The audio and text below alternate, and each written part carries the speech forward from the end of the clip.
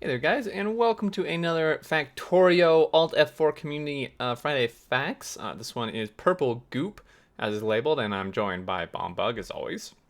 Hello, hello. How you doing this fine weekend, X? Doing real good. Overall, today's a little bit rough, but it's a really nice, kind of chilly, overcast day to just hang out.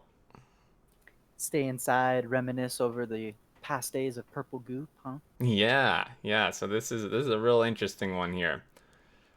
Um, you having a good weekend?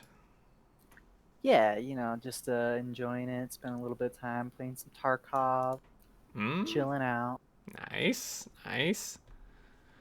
Um, so this one, this is of course the sixth week in a row for this, and first one starts with, is this Aromygluteus? Is that how you pronounce it? Gluteus, Yep, Gluteus Maximus. Gluteus maximus. Okay, so I know who this is. They've done a ton of crazy Factorio stuff. So starting off here, Facto Ray version 2. Almost a year and a half ago, Gluteus Maximus released a raycasting engine to the Factorio community, but it didn't live up to my expectations from when I started the project, and it didn't take long before I started working on an improved version. Soon after starting work, I had to pause development for multiple months as personal things got in the way, as they seem to always do. um, like finishing up my master's degree, for example. Congrats on that. And Congrats. It's a good thing to get in the way of hobbies. yeah, for sure, no kidding. After a few months of hiatus, though, I started uploading my progress to my second YouTube channel, which is linked there. First thing I worked on was a new and improved screen. Using the built-in lamps was too limiting, uh, so out they went, and in came a belt-based display. Next, I implemented a way to scale textures. A parallel lookup table did the trick. The scale of the texture is then dependent on how fast you iterate over all the pixels in the table. Every 3 ticks, 256 parallel lookups occur to find the next row of pixels to display. After that, all the components got an upgrade too. All this resulted in a design that is significantly more compact, has improved fidelity, and more importantly, is easier to expand upon in the future. I go over the new version in more detail in my YouTube video. So, doubt we're gonna watch the whole thing. It's what do you say? Watch like the first 30 seconds. Yeah, let's do it. All right. So let's start. Go ahead and start this in three, two, one. This is Factorio version 2.0, a raycasting engine built inside Factorio. If you haven't seen version 1, links are everywhere. The most notable difference in this version is the screen. It has a resolution of 144 by 256 pixels. This is more than 4 times as many pixels as the screen from version 1. The screen also supports more colors, 48 of them. Let's see them all. Wow. So see, it's changing color. I mean, Also this note that there are no longer any this dead is pixels. basically just a game inside of Factorio. Yep, Wait. that's a real popular thing to do in these building type games. Make a computer in the game, and then eventually build the game in the computer you built in the game, right? Yeah, which is, I mean, all this just goes completely over my head, but um, Yeah, it's it's pretty intense. Raycasting is like the way that you generate what is viewed in a game by shooting, like simulating shooting light, and then seeing what comes back, right? wow. It's pretty fun stuff to do if you're pretty good at programming or like to follow long tutorials. This guy is pretty crazy to have made the initial one and then to have come back and made a much better uh, second version, which I have watched the full video, and his improvements on the first version are pretty intense. Mm-hmm. It's awesome. Yeah, so I'm like going through different timestamps in this video, just where he like shows like what each section of these combinators do, and it's pretty crazy. It is. Really crazy what all this does. I don't. This is like just knowledge that I can't even begin to hope to understand. I have to imagine his master's is in some sort of computer sciencey field, and if it's not, then dude, all the more kudos to him for For being real. able to do this like without an educated background. I know this is insane. I will be blown away if his master's is not in something related to this. But kudos. I definitely recommend checking this out as well as his other stuff. Done some crazy stuff. I believe he was the one who did like a video like the fastest way to possibly travel in Factorio, and Oh, I love that one. yeah, showed all those experiments and basically came down to the fastest way you can move like from point to point is through like entering and exiting rocket silos at like an extreme pace, and it was insane. So pretty crazy stuff, pushing the limits. Definitely worth checking out. But yeah, just some bullet points here. Fun fact: the video and many of my previous videos were recorded entirely via in-game screenshots, which is pretty crazy. 12,000 of them, in fact. This technique has a few advantages. Allows them to record at a higher resolution than my own screen, and they even have anti-aliasing. The recording remains smooth no matter the UPS Factorio is running at, as the recording automatically slows down speeds up to match. I can do other things on my computer while recording, including fixing small raycasting engine bugs while it's running. If you notice that while I'm demonstrating all the colors that the screen can display, not all colors on screen for the same amount of time, that was me changing things while it was running, which is pretty cool. It allows me to seamlessly stop and start recording. You can download the map and look in the game via this download link here on the Factorio forum, so we're checking that out. Pretty crazy, pretty cool. Super cool.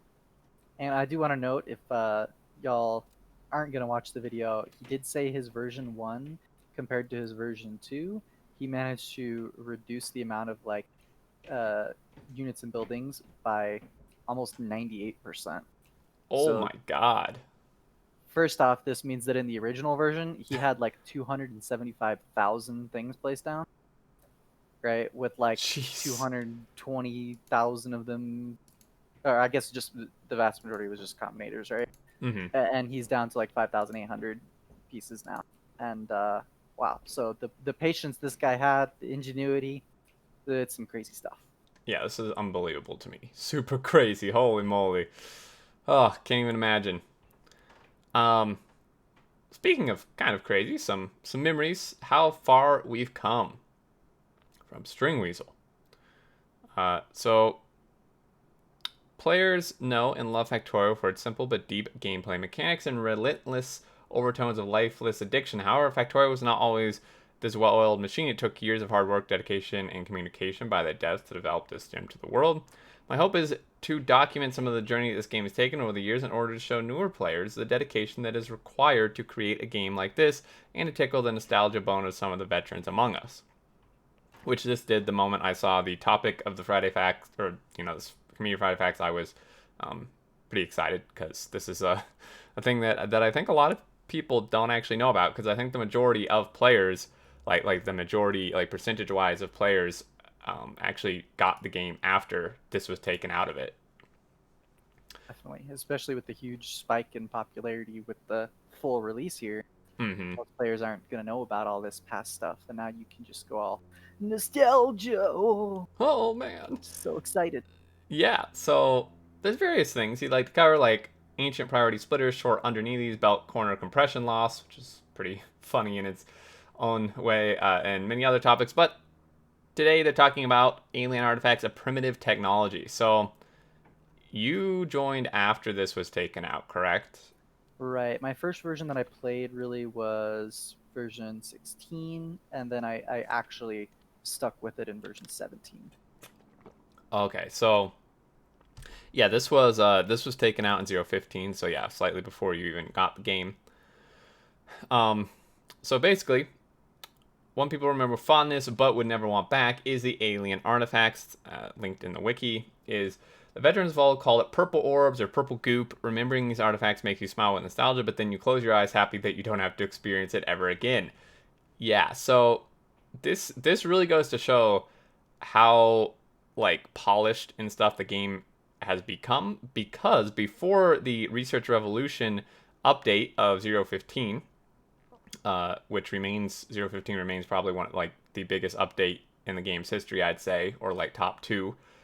There were only 4 science packs the first three, red, green, and blue, and then the only other one was purple. Except instead of actually having a recipe from things you make, it was an alien science, and it was made completely from just one item, which is an alien artifact.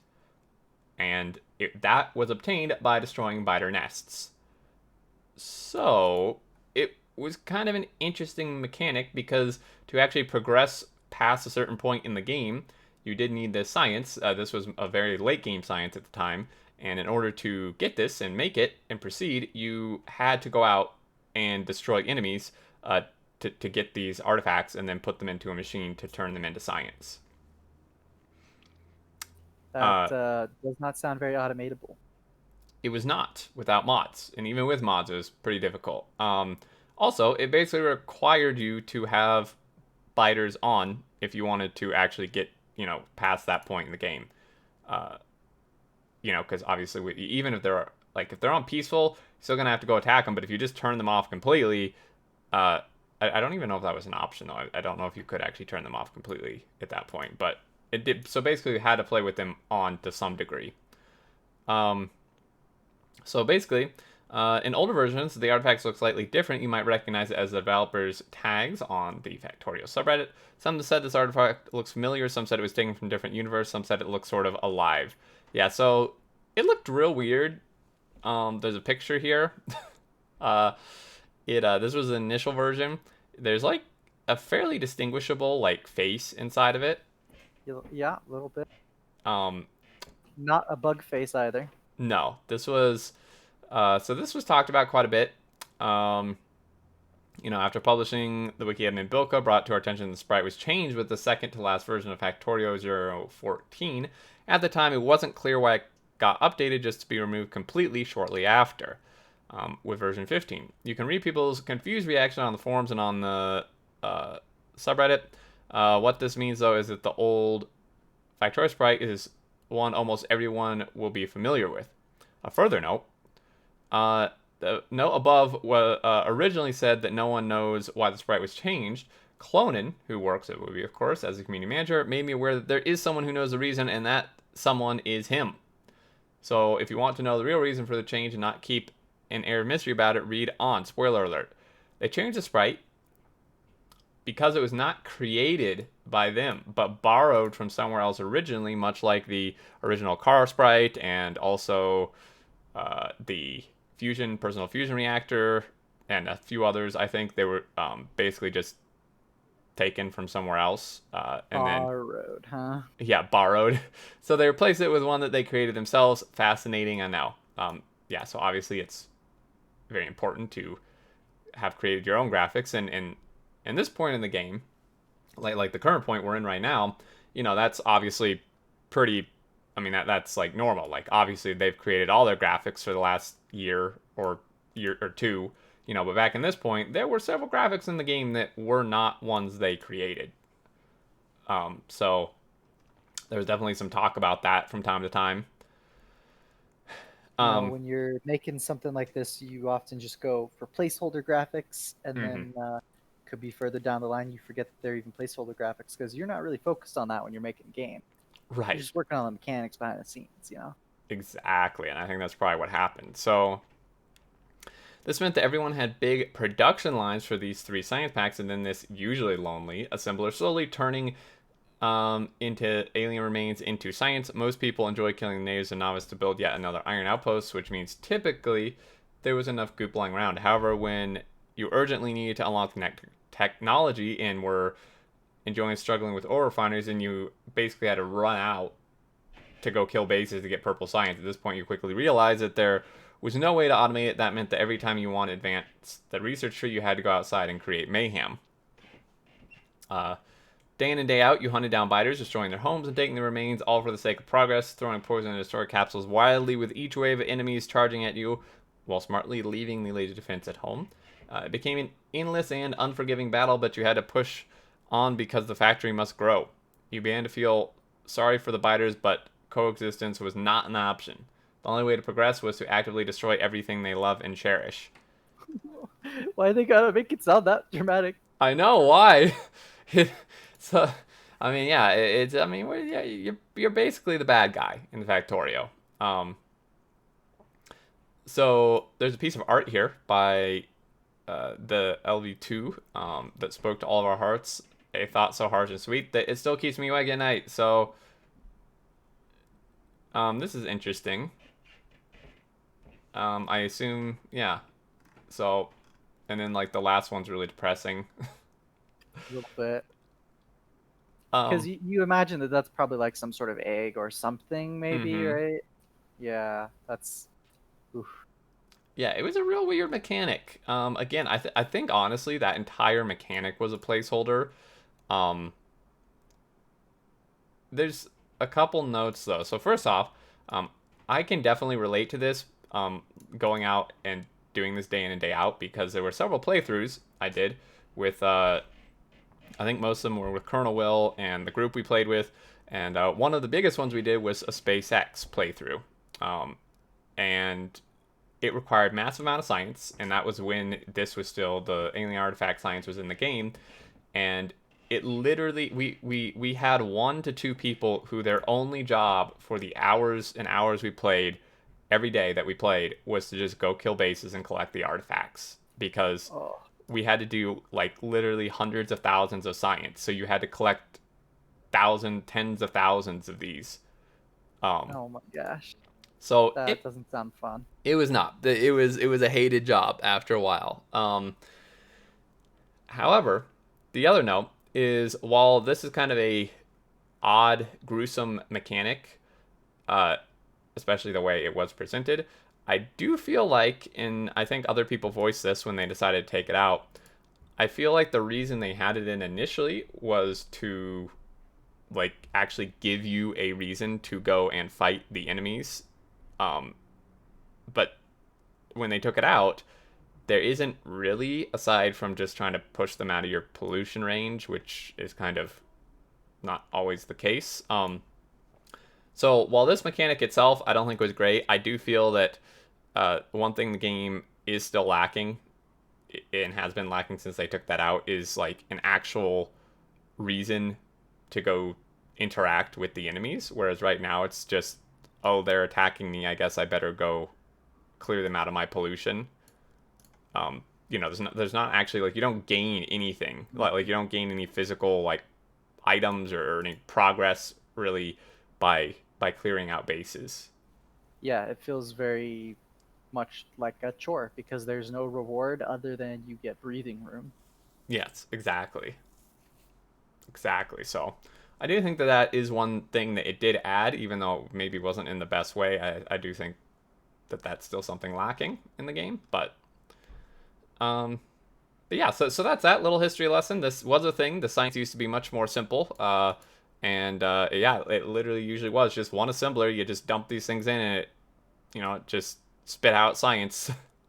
That is not very Factorio-esque, No, gotta it's really say. not.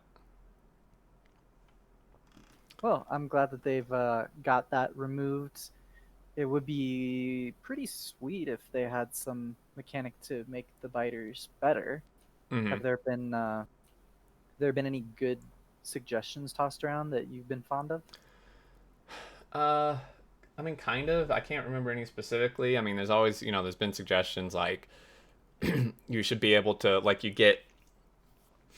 um, like you still get something kind of like an alien artifact when you destroy the bases, and then you can use it in science, but not like purely itself. Like it goes in a science pack with other stuff that's not in the science pack isn't required to like beat the game, but it gives you like additional like military stuff you can only access through that or something, Hmm. or or like it just maybe has a chance to just drop like special items for you you can turn into something else, um, or just like destroying the bases itself progresses some sort of technology for you. I don't like those are some suggestions I've seen. Obviously, all of it is hard to implement balanced, like to keep it You balanced, don't but want a grindy experience-based system where you can level up skills? right. Huh? Huh? No, Yeah. well, I mean, maybe, I don't know. There's some mods that do that. Yeah, this seems like a task for the Factorio team to really give some thought into. Hmm. Do you think we'll be seeing it before Factorio 2, or do you think they'll add it as an expansion? Because I don't really know their expansion or not goals right now. Me either. I think that if they're not burnt out, they're open to expansions. I think they would definitely do expansions before a Factorio 2 or even another game. I think they would at least, before they have voiced a fairly serious interest in doing like an expansion slash DLC, as long as they're not just purely burnt out on the game. So I feel like we could maybe get something in there. I would hope maybe just some more, fleshed out late game in general. That's That would be real important. yeah, It's where a lot of players spend their time and have to go to mods to feel good about it. yeah, and that actually kind of comes down to this last little section, in a way, because this is Sai. I know that he's in my streams a lot, but I don't ever actually know how to pronounce his name, so he tells me to just call him Sai. Thank goodness, because I was gonna say I've got no guess on that one either. Yeah. That's Also, a, yeah. Go ahead. oh, that's a rough one. Yeah, it's a rough one. I was gonna say he's also known as Factorio MMO, is maybe what a lot of people know him as. Is that him? Yes. I didn't know that was him. Okay, dots are connecting. All right, all Yeah. right. So, um, but he just gives a little spotlight on the best Factorio review I've seen so far, and this is from Mandalore Gaming. I actually watched this review before this Friday Facts even came out. I had watched this because I always like to search for Factorio reviews, and I would agree, it's really good. It's really funny. It's kind of a different take on reviews. It's just really kind of goofy, but just also gives a really good look into the game. Um, and he basically just says that. But why I tie that into the what we talked about, lack of in game, is basically I think the only or one of the only criticisms that Mandalore Gaming gives in this review is the fact that Factorio is lacking its in late game. So it's not just like us who think that that he like ranted and raved about like how great the game was, but then he said one of the main issues was that he thinks the late game is very lacking. Yep. It does. It does take a while for a new player to get to that late game. To Mm-hmm. be fair, and so a lot of game companies will just go for 30 hours of content, 45 hours of content. They aim for some sort of goal like that. I think the current Factorio really nicely hits that, where Yeah. I think you've got a good 40 to 60 hours of like kind of fresh new content, and then from there you're more like building your skills up on something that's already comfortable, right? Right. So if they want to go beyond that into a real good end game that keeps players interested with fresh content rather than just doing the same content better, then yeah, there's a lot of room for growth there in Factorio. Though because of the mods, I don't know if they need to put work towards that. They've got a community to drive that themselves. That is very true, and that's kind of what they've said before. Again, though, as always, I think the developers could just do a much better job. Not to, you know, put down any modders, but obviously the modders just don't have the tools and the source, the ability to change the actual source code that the Yep. devs do. So it's they are limited. Like for example, like space exploration is like a super crazy good late game as far as a mod goes, but compared to if the developers have tried to implement that aspect themselves, it's just really not. It's just not the same. Like it just Yeah. can't provide the same experience.